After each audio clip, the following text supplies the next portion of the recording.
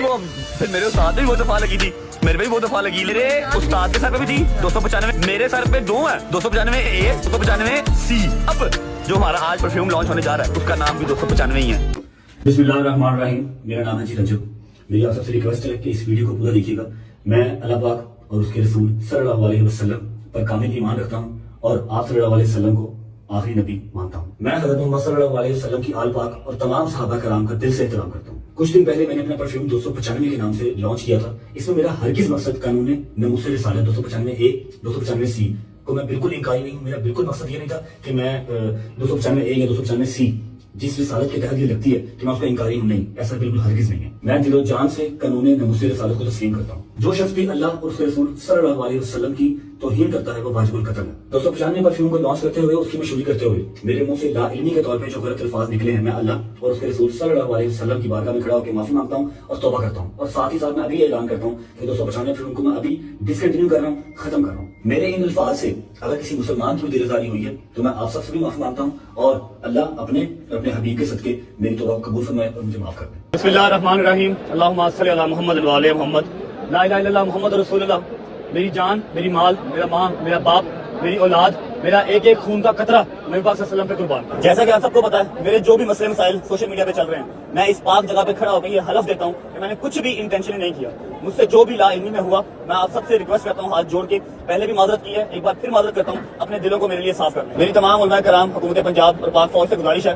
کہ اس معاملے میں نظر ثانی کی جائے اور مجھے انصاف دلوایا جائے. اور جس نمبر کی دفاع مجھ پہ لگائی جا رہی ہے, میں نے اپنے ولاگ میں بھی بتایا تھا کہ 295 مجھ پہ جھوٹی لگائی گئی ہے, لیکن جھوٹا کاٹ دیا گیا اور 295 کے اوپر فتوا دے دیا گیا. خیر, میں پھر بھی اس پاک جگہ پہ کھڑا ہو کے اللہ اور اس کے رسول اور تمام مسلمانوں سے ایک بار پھر معذرت کرتا ہوں. پاکستان میں اس وقت سب سے زیادہ ویورشپ رکھنے والا فیملی ولاگر رجب بٹ اس وقت انتہائی مشکل کے اندر ہے.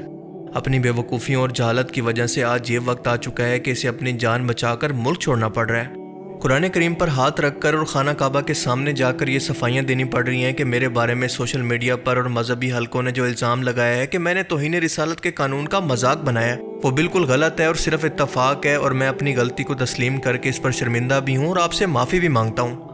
لیکن ہمارے مذہبی حلقوں کے ہاتھوں برین واشڈ عوام اپنی جنت پکی کرنے کے چکر میں اسے معاف کرنا تو دور, اس کی جان لے کر اس حق کا سانس لے گی, کیونکہ یہ ہمارا ریکارڈ ہے. اللہ اپنے بندے کے سوائے شرک کے ہر بڑے گناہ کو معاف کر دے گا, لیکن ہماری عوام اس کو معاف نہیں کرتی. اب یہ تمام معاملہ دراصل ہے کیا, پہلے یہ جان لیں اور اس کے بعد اس پر ذرا ڈیٹیل میں بات کرتے ہیں. پاکستانی قانون کے اندر دفعہ 295 ایک ایسا قانون ہے جو کہ کسی مذہبی جماعت کے جذبات کو مجروح کرنے, مقدس ہستیوں کی توہین کرنے یا پھر مذہبی توہین سے متعلق سنگینی اور سزا کو ڈیفائن کرتے ہیں تاکہ تمام مذہبی کمیونٹیز آپس کے اندر امن سے رہ سکیں. پہلی ہے 295 اے جو کہ کسی بھی شخص کے خلاف اس وقت لاگو ہوتی ہے جو کہ جان بوجھ کر اور بدنیتی سے کسی بھی مذہب کے ماننے والوں کے جذبات کو ٹھیس پہنچائے, پھر چاہے وہ لکھی ہوئی صورت میں ہو, بول کر یا پھر دکھا کر یا پھر کسی بھی طریقے سے. اب یاد رہے کہ یہاں پر مینشن ہے کہ جان بوجھ کر, اور اگر کوئی بھی شخص کسی شخص پر 295 اے کا الزام لگاتا ہے تو کورٹ کے اندر یہ ثابت کرنا ہوتا ہے کہ یہ سب کچھ اس نے جان بوجھ کر کیا, اور اس کی سزا 10 سال قید, جرمانہ یا پھر دونوں ہو سکتی ہیں. 295 بی قرآن مجید کی بے حرمتی پر سزا سے متعلق ہے, اور اس دفعہ کے تحت اگر کوئی فرد قرآن مجید کی بے حرمتی کرے, اس کی توہین کرے یا پھر کسی بھی طریقے سے اس کی بیعت بھی کرتا ہے تو اس کو عمر قید کی سزا دی جا سکتی ہے. جبکہ 295 سی نبی کریم صلی اللہ علیہ وسلم کی شان میں گستاخی پر سزا سے متعلق ہے, جس کے مطابق اگر کوئی شخص زبان سے لکھ کر یا پھر کسی بھی طریقے سے نبی کریم صلی اللہ علیہ وسلم کی شان میں گستاخی کرے تو اس پر یہ سنگین سزا لاگو ہوتی ہے, جس کی سزا ہے عمر قید یا سزائے موت اور جرمانہ دونوں ہو سکتے ہیں. اب اس سینسیٹیو قانون پر بات کرنے سے پہلے ایک بات کلیئر کر لیں کہ نبی کریم صلی اللہ علیہ وسلم کی حرمت پر ہماری جانیں بھی قربان ہیں, اور کوئی بھی شخص اس وقت تک مسلمان ہو ہی نہیں سکتا جب تک اسے خود سے اور اپنے تمام گھر والوں سے بڑھ کر رسول اللہ صلی اللہ علیہ وسلم سے محبت نہ ہو, کیونکہ یہ ہمارے ایمان کا تقاضا ہے. لیکن یہ بھی ایک تلخ حقیقت ہے کہ اس 295 کے تینوں قانون کا اس ملک کے اندر مذہبی برین واش طبقے نے اپنے فائدے کے لیے سب سے زیادہ غلط فائدہ اٹھایا ہے. جب کسی شخص پر الزام ثابت ہونے سے پہلے ہی مذہبی شدت پسندوں کی طرف سے اپنی عوام کو اس شخص کے خلاف اکسایا جاتا ہے اور ایٹ دی اینڈ اس کو قتل کر دیا جاتا ہے. اس مخصوص مذہبی طبقے نے لوگوں کو جذباتی طور پر برین واش کر کے اپنی شہرت, اپنے چندے اور اپنے پولیٹیکل فائدے تو حاصل کر لیے, لیکن ایک ایسی خطرناک موب مینٹیلٹی لوگوں کے ذہن میں پیدا کی ہے جو کہ ایک سوسائٹی کے لیے انتہائی خطرناک ہے. جب لوگ خود ہی جج اور جوری بن کر ڈنڈوں سوٹوں سے لوگوں کی زندگیوں کا فیصلہ کرنے لگتے ہیں اور بعد میں وہ الزام اس کی موت کے بعد غلط ثابت ہوتے ہیں. یہ ایک انتہائی سینسیٹیو ایشو ہے جس پر بات کرنے کی ضرورت ہے۔ اگر ہمیں مستقبل کے اندر اپنے لیے اور اپنے بچوں کے لیے اس طرح کی شدت پسندی کی مینٹیلٹی کو روکنا ہے تو ایسے شدت پسند مذہبی طبقے کو کیسے لگام ڈالی جائے اس کے بارے میں سوچنا ہوگا۔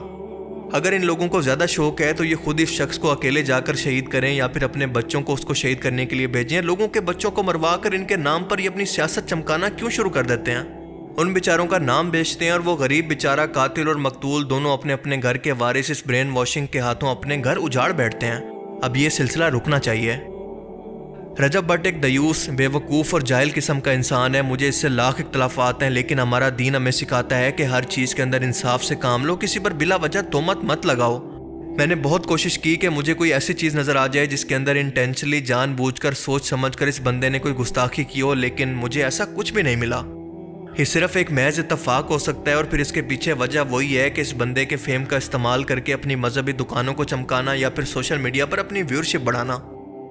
اب معاملہ کچھ یوں ہے کہ یہ بندہ سوشل میڈیا پر ریلیونٹ رہنے کے لیے اپنی ان میچور آڈینس یعنی بچوں کو ایسی ایسی چیزیں جان بوجھ کر دکھاتا ہے یا پھر وہ حرکتیں کرتا ہے اور اپنی لائف کا وہ گینگسٹر ٹائپ لک دکھاتا ہے جو وہ اصل میں ہے ہی نہیں۔ اور اب جانتے ہیں کہ بچوں کو کیونکہ اس طرح کے کریکٹر اور ایسی جذباتی اور گینگسٹر ٹائپ کی حرکتیں پسند ہوتی ہیں، لہٰذا اپنی بے وقوفی کے اندر وہ کئی بار فنی تو کئی بار بہادر بننے کے چکر کے اندر کچھ ایسی غلطیاں کر بیٹھا ہے جو کہ پاکستان جیسے معاشرے کے اندر انتہائی سینسیٹیو سمجھی جاتی ہیں۔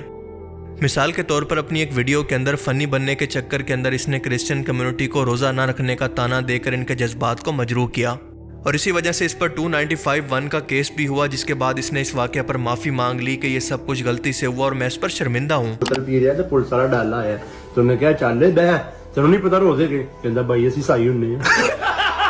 نجف فارغ ہے، ہم دیکھتے تھے لوگ، اب نہیں دیکھتے،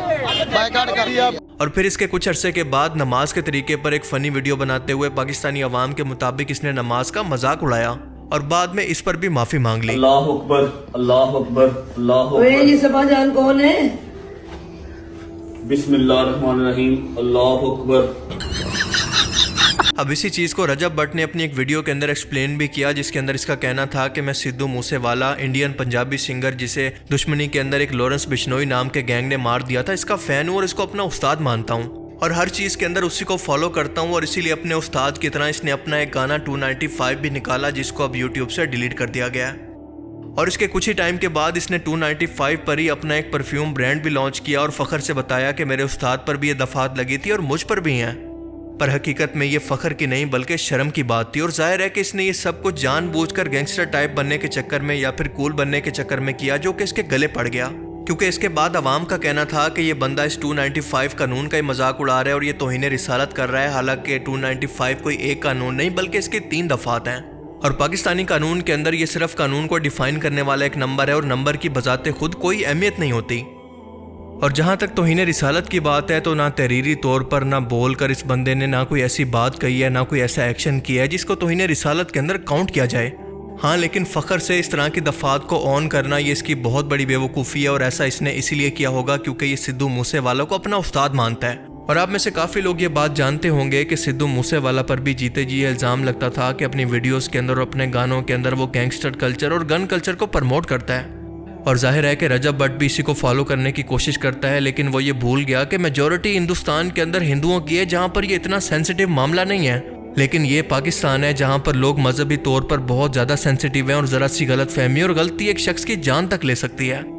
اور یہی سب کچھ آج رجب بٹ کے ساتھ بھی ہو رہا ہے، اور اسے جان سے مارنے کی اتنی دھمکیاں ملی، لوگوں نے اس کے گھر کے باہر اور پولیس اسٹیشن کے باہر دھرنا دیا کہ اس پر FIR درج کر کے اس کو سزائے موت دی جائے۔ حالانکہ ان ریئلٹی دیکھا جائے تو ایسا کوئی معاملہ بنتا ہی نہیں ہے، کیونکہ قانون کے اندر بھی یہ درج ہے کہ کوئی شخص جان بوجھ کر ایسا کرے، اور ثبوتوں کو دیکھنے کے بعد اور اس کے بیانات کو دیکھنے کے بعد ہم یہ کہہ سکتے ہیں کہ اس کی ایسی کوئی انٹینشن نہیں تھی بلکہ یہ محض اتفاق ہو سکتا ہے۔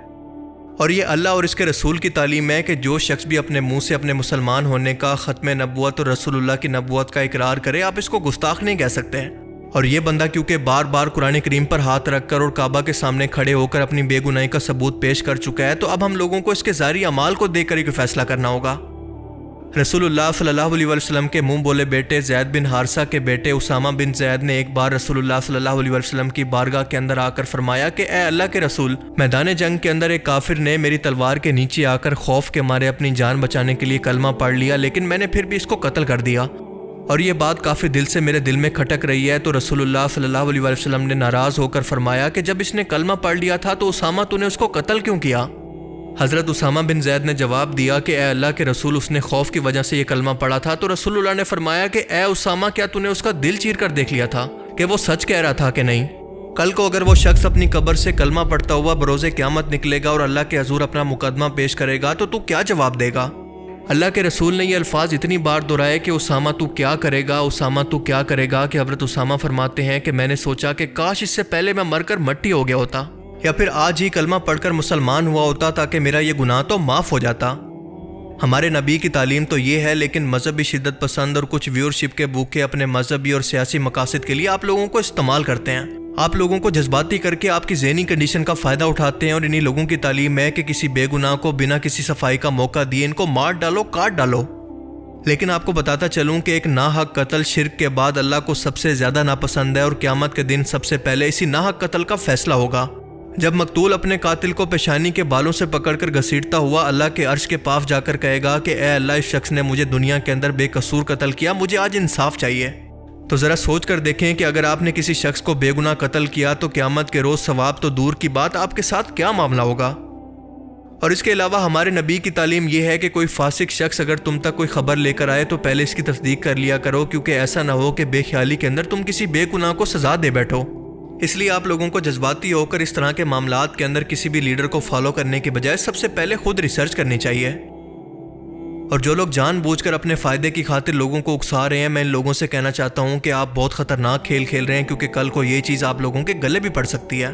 کل کو اگر خدا نخواستہ آپ کے منہ سے غلطی سے یا پھر آپ کے ایکشن سے کچھ ایسا ہو گیا جو کہ لوگوں کی نظر میں توہین ہوا، تو پھر آپ کو بھی اپنی خیر منانی چاہیے، کیونکہ یہ مائنڈ سیٹ تو آپ کا ہی دیا ہوا ہے، جیسا کہ مفتی طارق مسعود صاحب کے ساتھ بھی ہو چکا ہے۔ کل کو آپ کے ساتھ بھی ایسا ہوگا کہ کسی اور ملک کے اندر بھاگ کر آپ کو اپنی جان بچانی پڑے گی۔ سب سے بڑھ کر نہ صرف پاکستان بلکہ ایسے واقعات پوری دنیا کے اندر رپورٹ ہوتے ہیں، اور مسلمانوں کا ایک شدت پسند رویہ پوری ویسٹرن سوسائٹی کے اندر رپورٹ ہوتا ہے، اور اسی طرح کے چند واقعات کو ویسٹرن میڈیا کوریج دے کر رپورٹ کرتا ہے تاکہ مغرب کے اندر مسلمانوں کے خلاف شدت پسندی کا امیج بڑھے اور لوگوں کو اسلام قبول کرنے سے روکا جا سکے۔ اور آج اسی وجہ سے ویسٹرن ملکوں کے لوگ اسلام اور داڑھی والے شخص سے خوف کھاتے ہیں اور اس کی بات تک کو سننا پسند نہیں کرتے۔ اسی لیے اس چیز کو، اس مائنڈ سیٹ کو آپ کو، مجھے اور ہماری حکومت کو مل کر ٹھیک کرنا ہوگا۔ ان مذہبی ٹھیکیداروں، شدت پسندوں اور آگ اگلنے والوں کو بھی اس ملزم سمیت قانون کے مطابق جیلوں میں ڈالنا ہوگا، جو کہ ان سے موٹیویٹ ہو کر ایسا کوئی ایکسٹریم قدم اٹھاتے ہیں۔ لوگوں کے اندر اویئرنیس اور اصل دین کی تعلیمات کو پھیلانا ہوگا تاکہ ان کی دکانیں بند ہو سکیں، اور ایک مسلمان اپنے آپ کو مسلمانوں کے معاشرے کے درمیان محفوظ تصور کر سکے، نہ کہ غیر مسلموں کے معاشرے کے درمیان۔ اللہ تعالیٰ سے دعا ہے کہ وہ ہمیں سمجھنے کی اور نیک عمل کرنے کی توفیق عطا فرمائے۔ Thanks for watching this video. اللہ حافظ۔